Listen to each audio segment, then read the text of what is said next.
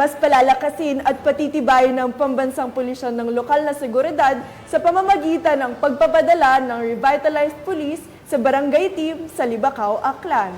Mag-uulat dyan si Patrolwoman Justin May Halores.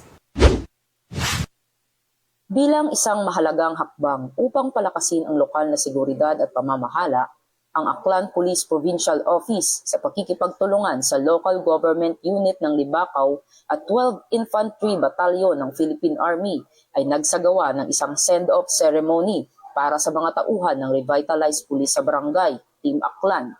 Ang seremonya ay naganap nito lamang ika-3 ng Hunyo taong kasalukuyan sa Libacao Municipal Police Station, Poblasyon, Libacao, Aklan. Pinangunahan ni Police Colonel Victorino E. Romanillos Jr., Provincial Director ng Aklan PPO ang seremonya. Kabilang sa mga pangunahing dumalo ang mga government officials ng Libacao, Aklan, ang mga tauhan ng RPSB, kabilang ang 2nd Aklan PMFC sa ilalim ng pamumuno ni Police Lieutenant Colonel Donel P. Rihis, Force Commander, ay ipinadala sa barangay Manica, Libacao, Aklan, na kamakailan lamang ay nilinis sa pamamagitan ng Community Support Program Operation ng 12 Infantry Battalion. Ang deployment na ito ay bahagi ng patuloy na pagsisikap na isulong ang kapayapaan at progreso sa barangay. Kasama sa programa ang isang medical na pagsusuri para sa mga miyembro ng RPSB na isinagawa ng Aklan Provincial Medical Team.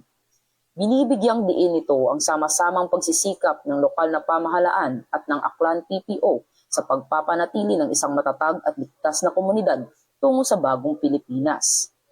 Mula rito, sa Police Regional Office 6, ako ang inyong PNN Correspondent, Patrolwoman Justin May Halores, alagad ng batas, tagataguyod ng Balitang Pulis.